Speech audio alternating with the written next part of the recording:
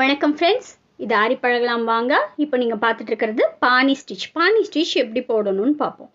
இப்போது பொதுவாக பானி ஸ்டிச் பண்ணுறதுக்கு நீங்கள் ஒரு கார்னர்லேருந்து கேப் விடாமல் ஸ்டார்ட் பண்ணுங்கள். அதே மாதிரி ஒரு வளைவு போட்ட ஸ்டைல்லேருந்து அப்படியே ஆப்போசிட் டைரெக்ஷனில் இன்னொரு வளைவு போடுறோம். இப்படியே தான் மாற்றி மாற்றி நம்ம ஒர்க் பண்ணிகிட்டே வரோம். பொதுவாக இந்த 2 வளைவு இப்படி போடுறோம் இல்லையா, இதுதான் நம்ம மெயினாக போடுற இந்த 2 வளைவு தான் கொண்டு வரோம். அதை ஆப்போசிட் டைரெக்ஷன்ஸில் நம்ம எப்படி வேணுமோ அப்படி கொண்டு வர்றோம். இப்போது இந்த மாதிரி கேப் தெரியுது இல்லையா, அந்த மாதிரி கேப் இல்லாமல் கொஞ்சம் கரெக்டாக தள்ளி போடணும்.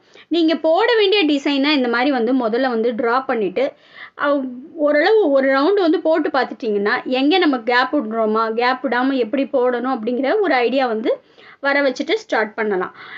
இந்த 2 வளைவு வந்ததும் அதுக்கு ஆப்போசிட்டில் இன்னொரு 2 வளைவு ரேண்டமாக தான் இதை ஃபில் பண்ணுறோம். ஜஸ்ட்டு நீங்கள் இந்த மாதிரி ஒரு கணக்கு வச்சுட்டு போட்டிங்கன்னா ஈஸியாக இருக்கும்.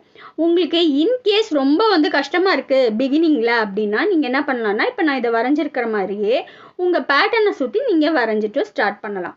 அதே மாதிரி இன்னொரு முக்கியமான விஷயம், நீங்கள் இந்த பானி ஸ்டிச் நல்லா அழகாக ஃபில் பண்ணணும்னா முடிஞ்ச வரைக்கும் சிங்கிள் த்ரெட்டு யூஸ் பண்ணுங்கள். சிங்கிள் த்ரெட் யூஸ் பண்ணிங்கன்னா உங்களுக்கு ரொம்ப ஈஸியாக இருக்கும் ஃபில் பண்ணுறதுக்கு. டபுள் த்ரெட்டில் நீங்கள் 2 இதை வளைச்சி அதை கொண்டு வரதுக்கு கொஞ்சம் உங்களுக்கு ட்ரைனிங் வேணும். முடிஞ்ச வரைக்கும் சிங்கிள் த்ரெட்டில் போட்டுட்டோன்னா ஒன்றும் ரொம்ப கஷ்டப்படாமே நம்ம ஈஸியாக போட முடியும். இப்போ நீங்கள் இந்த பேட்டர்னில் பார்க்குற மாதிரி ரேண்டமாக நான் ஒரு சைடு போட்டதுக்கும் இன்னொரு சைடு போட்டதுக்கும் உங்களுக்கு கொஞ்சம் கேப் விட்டு போடுறோம். இப்போது ஓரளவு ரொம்ப கேப் வருது அப்படின்னா என்ன செய்யணும்னா, உங்களுக்கு அந்த கேப் வராத மாதிரி கொஞ்சம் அட்ஜஸ்ட் பண்ணி போடுறோம்.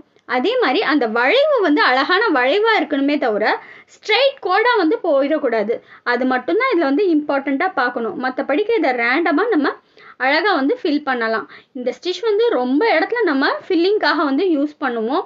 சின்னதாக இதை நம்ம போட்டு பழகிட்டோன்னா ரொம்ப அழகான ஃபுல்லாக ஃபில் பண்ணுறதுக்கு ரொம்ப யூஸ்ஃபுல்லான ஸ்டிச்.